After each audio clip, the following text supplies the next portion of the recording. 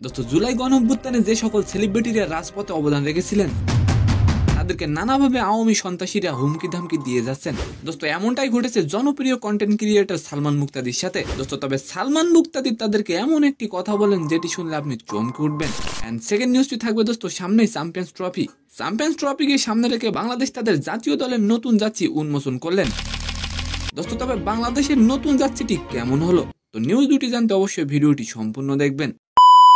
দোস্ত আওয়ামী ফ্যাসিস্টদের পতন হলেও সমানভাবে গুজব ছড়িয়ে যাচ্ছে দলটির নেতাকর্মীরা।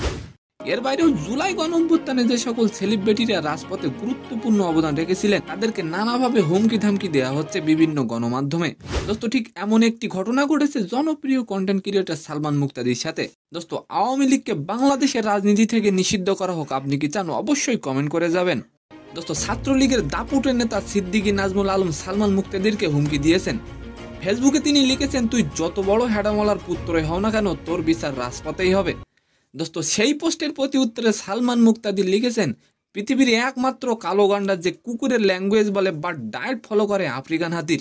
এন্ড সেকেন্ড নিউজটি হলো দোস্ত সামনে চ্যাম্পিয়ন্স ট্রফিকে রেখে বাংলাদেশ টিমের নতুন যাত্রী উন্মোচন করেছে বিসিবি। রবিবার সন্ধ্যায় এক ভিডিওর মাধ্যমে নতুন যাত্রীটি প্রকাশ করা হয়েছে।